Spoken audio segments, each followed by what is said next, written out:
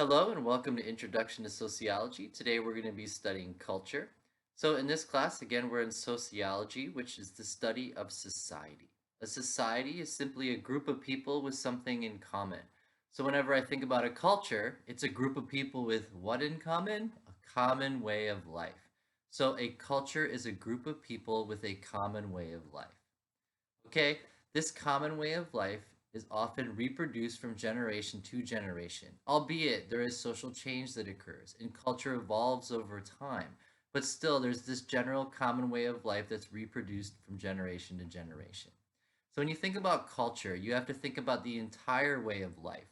So think about an entire way of life and how many variables that's associated with, okay? So some of the basic variables that we break it down to are language, sharing a common language, knowledge that's reproduced from generation to generation, value systems, symbolics, such as like a flag, artifacts, customs, beliefs, attitudes, institutionalized ideas like race and gender roles. And then culture is commonly broken down into material culture and non material culture. Material culture being anything that you can touch, taste, smell, see, using all your senses, okay? Non material culture, these are ideas, values, beliefs. So, religion, for example, has aspects of material culture like symbols and artifacts, but it also has aspects of material or non-material cultures such as an ideology, a belief system. And then there are cultural universals, things that all humans share, such as, being able to interact with each other, using language, things along those lines. The Sapir-Whorf hypothesis suggests that language structures thought. So, next chapter, we're going to be talking about socialization. But all of us are socialized into a way of life, socialized into a culture. We are taught since we are children the common way of life. We are taught the rules, the social norms, how we're supposed to, exist and behave. But we're also taught how to think, how to approach ideas, how to approach at reality. What is knowledge, but what we've been told and what we've learned. Okay? So, when you think about how language structures thought, for example, most of us were socialized to believe that we have a race. But in this class, we're going to discover that none of us actually belong to any race. And that's a really tough subject. And we're going to tackle that, coming up in like week 6, 7, and 8 when we start to get into social stratification. But the idea is there's no, our common races that we have these days do not accurately group people together according to biological basis. White is not a race. White is an ethnicity. There's no such thing as Hispanic 50 years ago. However, because you're socialized to think that you have a race, that you belong to a group of people that, have a racial identity, this then structures the way you think, the way you act, your belief systems, your values. Okay? So the idea, again, with the Sapir-Whorf hypothesis is that language structures thought. For example, take religion. If you're in the United States, which religion are you most likely to be? However, if you're born in India, which religion are you most likely to be? Again, depending on the country of origin, often dictates the culture you live in, and religion is just an institution of culture. It's a structure of culture, a pillar of culture. So, depending on your country, your ethnic background, for example, this often just dictates what type of religion that you end up identifying with. Think about it. So just, something to kind of rack your brain with. How much does, the culture you grew up in influence the way you think, your attitudes, for example? All right. And again, we'll tap a lot more into this a little bit later, but so social norms come from our culture. We are socialized into a common way of life. Within this common way of life are these set of rules, these belief systems, these expectations that are imposed upon us. Okay, so the best way to think about social norms are their cultural rules, rules that were constructed by individuals in society working as a group that we then socialize from generation to generation. Some common social norms we have in the United States are don't cut in line, don't interrupt, don't break the law, hitting is bad, okay? However, if I was a Viking, the cultural rules would have been different. I would have raised my son to pick up a sword. Then I would have raised my son to go over to England and conquer England using that sword. Okay, so depending on which culture you belong to often dictates what's acceptable and what's not acceptable. And as a good challenge, it's often fun to go out and violate some simple social norms just to kind of see what happens when you do it. But think about what happens when you cut in line. What's the first thing that happens? Everybody jumps on you. Hey, you can't cut in line. That's social control. If you break the law, what happens? The cops come and they put handcuffs on you and they take you down to the police station. Another example of social control. So all of us might think that we are free. However, we are all susceptible to the social norms of society, these cultural rules that are socially controlled. It's not true that we can just go do anything we want at any time. You can't just go out and steal and rob and, take money from a bank, or you go to jail for a very long time, for example, okay? So social norms are enforced by sanctions. These sanctions can be formal, such as with the police, or informal, such as someone cut in line and somebody else said, "Hey, you're not supposed to cut in line." So the book breaks down these social norms, these formal and informal norms into folkways, which are informal norms, such as, cutting in line, mores, more formal norms, and then you have laws, these standardized norms, and then you have taboos that are the most, the worst violations, things that are completely unacceptable in society. And again, when we get to things like race and ethnicity, we're going to be talking about this, because think about interracial marriage. If it was the 1950s and an African American tried to talk to a white woman, what might have happened if we were in Alabama? And again, that's the story of Emmett Till. The white males came and they murdered Emmett Till because he supposedly looked at a white woman. And the idea of a black man even looking at a white woman in the 1950s was such a social taboo that the white men came and murdered Emmett Till. And this begins the civil rights movement, which is now culminating in modern times in the Black Lives Movement. But it's began because the social norms of the 1950s dictated that it was unacceptable for anyone to have two different races be married, which, we question that in modern times. But again, we have to look at history. And as I said with the disclaimer on this class, a lot of the history is very dark and sad.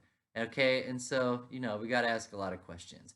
Identifying as homosexual, historically, you would have been, marked as somebody with a psychological disorder. Up until 1973, you were diagnosed with the psychological disorder simply as identifying as homosexual because heterosexuality, heterosexism was a way of life. That was the acceptable cultural norm, not being homosexual. And again, we've challenged these rules and we have seen social change unfolding before our eyes, but you still see this social control in the form of prejudice and discrimination against people that identify as homosexual, against people that identify as non-white, against people that identify as female.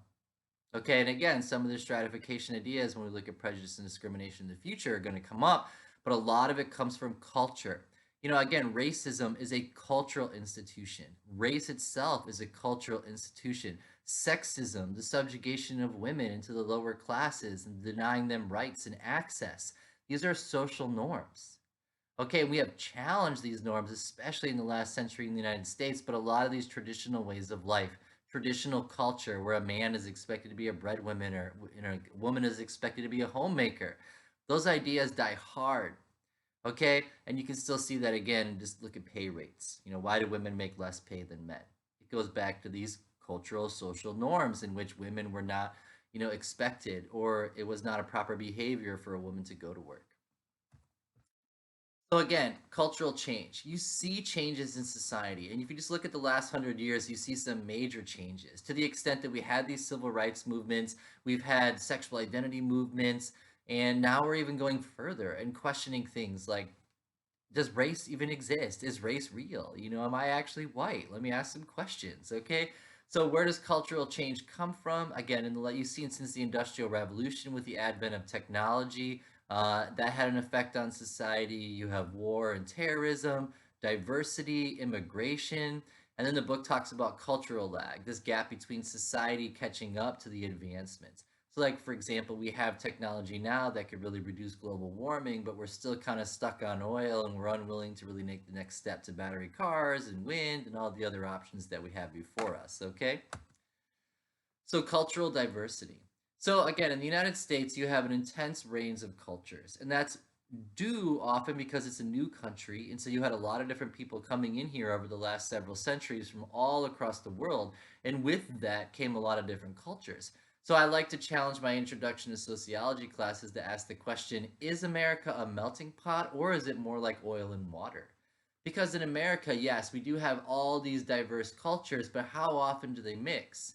Do you still see segregation? Do you still see like staying with like, for example, even though those likes are completely arbitrary and I could critique them all day long?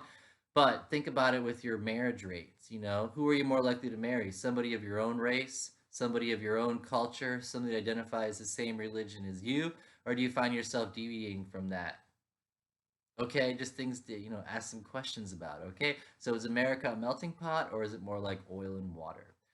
So some places you have this homogeneous versus heterogeneous. So you have some places where the culture is very similar across the board. And then you have other countries like the United States where you have these incredibly diverse cultures. Okay, so depending on where you are, you might have a homogeneous population or a heterogeneous population. Within culture, you have subcultures. So again, just think about the culture of America. Within the culture of America, how many subcultures are there? There's football culture and other sports cultures, okay? There's music culture that stems from rock and roll to punk to ska. So you see subcultures across the board. And then in contrast to subcultures, which are just cultures within a big culture, you have the countercultures. And this is the idea of, you know, not recognizing the value systems, the rules, the way of life of the dominant culture. And so counterculture is, going against the dominant culture or doing something different. It doesn't have to necessarily be against, but it can be something different. Okay? The book talks about ethnocentrism. And again, the idea of ethnocentrism is this: do you judge someone else's culture based upon their cultural values, or do you base them off of your cultural values? So when you judge another culture based upon your cultural values, that's ethnocentrism. When you judge another culture based upon their culture, that's general relativism. So for an example, one of the a lot of my sociology classes, we do the like the Women's Violence Week. And this is a dark week. And it's really tough because, again, 25% of females experience sexual abuse. And so you have to talk about that in sociology to kind of get the information out there so that we can, impact that number and reduce the number. Because again, it's very, very dark. But one of the subjects we cover on that week is the idea of genital mutilation. So, for example, if I was a female in Egypt, uh, 98% of all women have their clitorises removed, and even other parts along those lines, because from that cultural perspective, you're unclean and unworthy to be married unless you've had your genitals affected. You've had your clitoris removed. Okay, and in America, you might refer to that as genital mutilation. So the idea of considering that as genital mutilation is an ethnocentric point of view. That's like judging that practice, which is incredibly common in Africa, especially in places like Egypt. Again, where you have 98% of the females that have this done. They don't look at it as mutilation. They look at it as, a purification process. Okay. And so that's a culturally relativistic perspective. So when you look at that kind of a culture and you ask questions, is this a good thing? Is this a bad thing? Does this violate women's rights? From an American perspective, it might look like it violates, women's rights, but maybe from an Egyptian perspective, that's the social norm. So again, how do we judge? And that's the question between ethnocentrism and cultural relativism. The book also talks about high culture, again, the sophistication, the sipping our tea, the good day, sir. The book also talks about popular culture, definitely influenced by the media. And then the idea of cultural imperialism, I like to think about England, for example. When England conquered the world, they also brought their culture with them and they imposed a common way of life. So cultural imperialism is imposing the common way of life of the dominant group and then in making sure all the people and all the other social classes also identify with that common way of life. So the theoretical perspectives of culture. From a functionalist perspective, again, we're asking what's the purpose of culture? Culture is an institution that structures society. It structures the ways of our life. So in a sense, one purpose of culture is to structure our lives, okay? from a conflict perspective, we could say that culture serves the dominant social class. So the dominant social class gets to set the rules, the values, the ideologies, and beliefs, and those common culture supports the privileged position of the upper class. From a symbolic interactionist perspective, you might look at culture as saying, we're the ones who create culture through social interaction. By interacting with each other and exchanging ideas using symbolic communication, we then construct a society, construct a way of life, and then we socialize that from generation to generation. Okay? So the idea of culture is it structures our life. It's a socialization process that prepares people to take on specific roles in the future. That's functionalism. Conflict theory, the culture, supports those in power. And then symbolic interactionists, we're the ones who create culture. We're the ones who build it, and we're the ones who change it. And if something works, we maintain it and reproduce it. And if it doesn't, we deconstruct it or we update it.